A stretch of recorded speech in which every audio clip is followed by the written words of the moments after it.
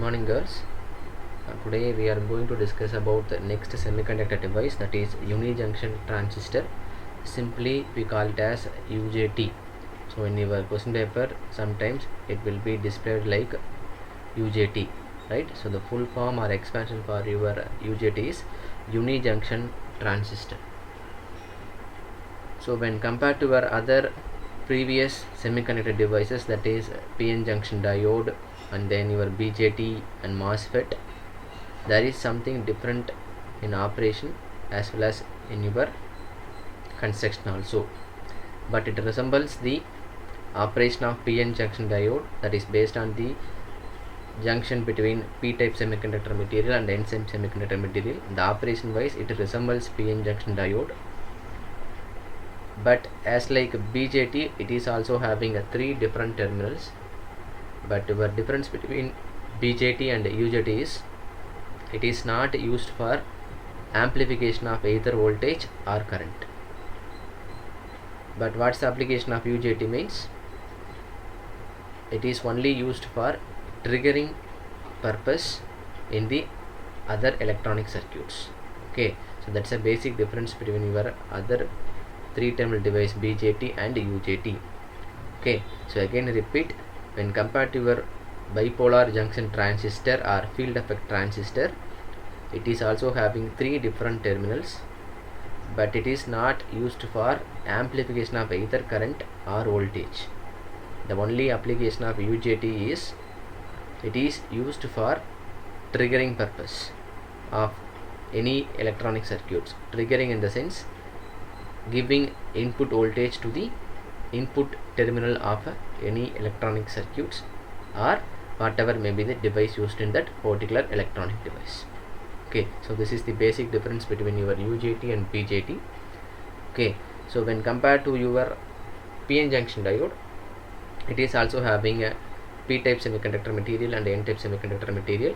So obviously you know that if there is a p-type material and n-type material present in any type of circuit, it forms a junction and it is having a majority charge carriers electrons in the n-type material and majority charge carriers as holes in the p-type material. So this is all the basics when compared to UJT and PN junction diode. Okay, so as I told already, it is basically used for triggering purpose only, that is giving input voltage to the any type of electronic devices used in the particular circuit.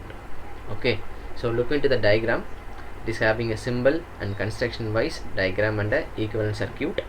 Okay, so there are three terminals with respect to UJT. First one is your emitter and second terminal is base B1 and third terminal is base B2.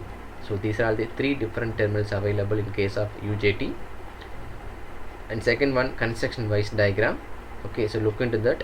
It is having p-type material which is nothing but act as a emitter terminal, and two terminals base B1 and B2 in the other two sides of the n-type substrate material. Okay, so based on your arrow diagram, it is obviously known that the current is flowing from base B2 to base B1. So this is what happening in the unijunction transistor. Okay, so our obviously the aim is to make the device to conduct electricity or make the device to allow the flow of electrons from base 2 to base B1. Okay, so for that we are having some different procedures when compared to your other terminal devices. Okay, so the third diagram shows your equivalent circuit. Okay, so for the construction wise work of UJT, we are dealing with equivalent circuit. While going for construction or application wise unijunction transistor, it is constructed like this, having resistances between your emitter B1 and B2. Okay, so the resistance RB2 is connected nearer to the base B2 and resistance RB1 is connected to the base B1. Okay, and obviously the emitter terminal forms the junction between P and N, so it is called as nothing but diode. Oh, right. So this is the reason why diode is connected nearer to the emitter terminal. Okay, right.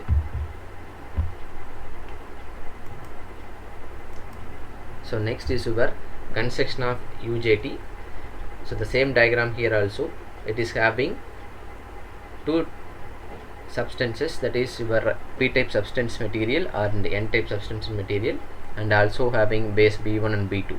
So obviously the emitter terminal is connected to the p-type material and other terminals are connected to the n-type material. So if there is a simple p and n-type material is formed in any type of material, it forms a p-n junction.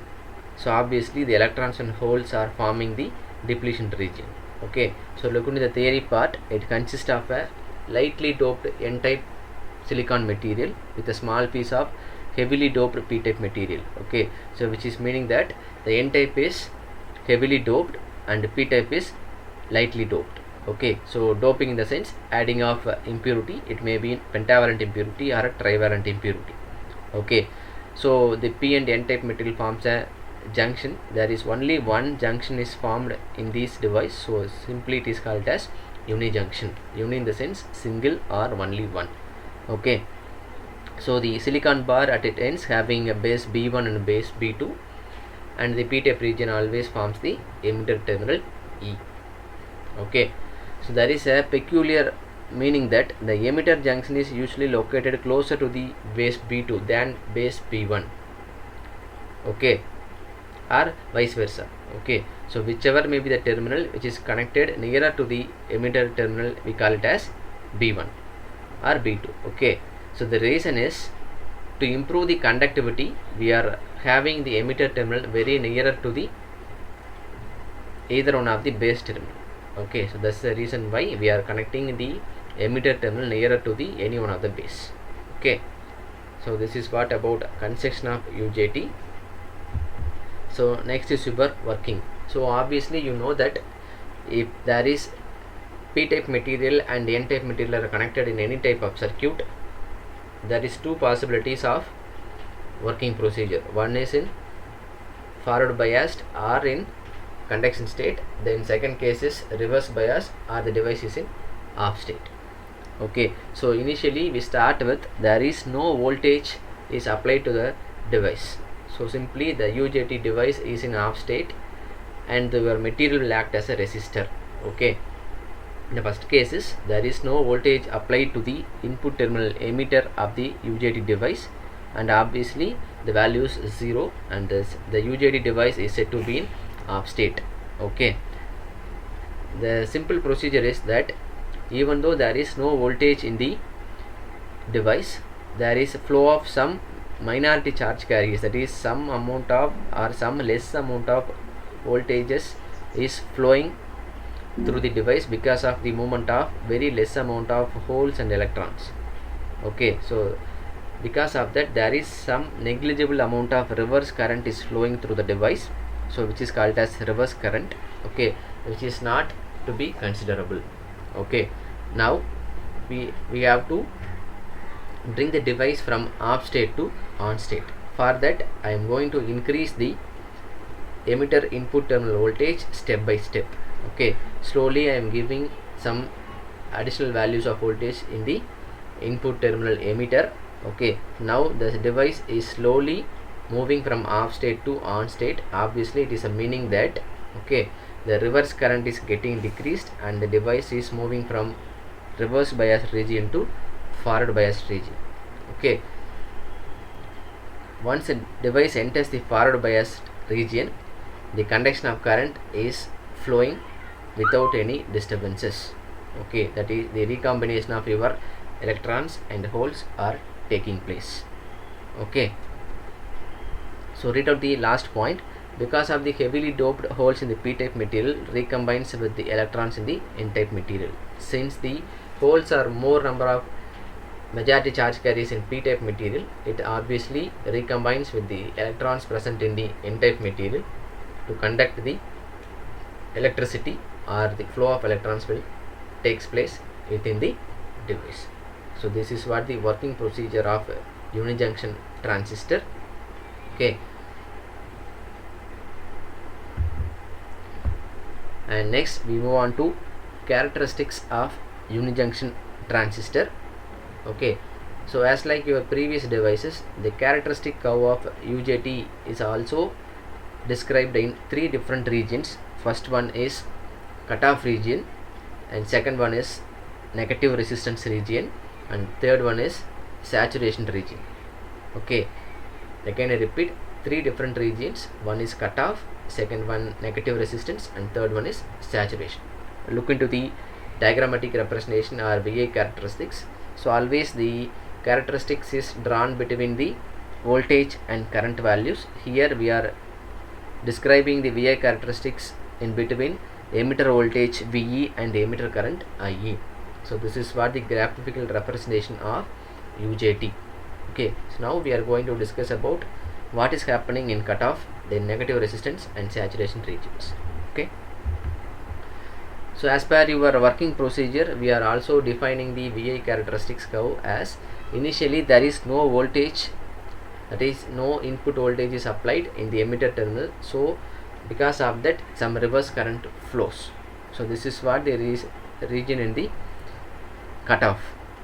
Okay, now some voltage is applied through the emitter terminal, which is the input terminal of UJT. Okay, slowly we are increasing the input terminal voltage.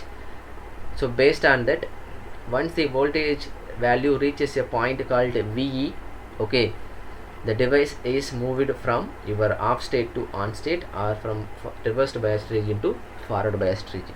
So that particular voltage value and particular current value is called as peak voltage and peak current. Okay, so again I repeat, the particular voltage value where the device is moved from reversed bias region to forward biased region is called as peak voltage, and corresponding current value is in peak current. Okay, now if you increase the voltage value further to a particular value, okay, the device may be burst out or it may get damaged. Okay, so at a particular value, okay, your resistance values RB1 and voltage V1 decreases and also current increases. Okay, is called as negative resistance region. Okay, so nothing but your negative resistance region. Okay, if you increase the voltage further, okay, your resistance value is getting increases and also your current value is also increasing. So that is the region where negative resistance region is defined. Okay, now if you increase the voltage value, that is input emitter terminal voltage, to a certain value furthermore, okay, the voltage value reaches a point called valley voltage. Okay, there should not be the application of voltage furthermore beyond that region. Okay, so saturation is a maximum voltage range value. It is applicable for all the semiconductor devices. Okay, we should not apply furthermore voltage beyond saturation region. Okay, if you apply that voltage more than saturation region, the device will get damaged. Okay, so that particular voltage value is called as saturation region voltage, or we call it as valley voltage, and corresponding current as valley current. Okay, so the operation taking place in that particular region is called as saturation region. Thank you.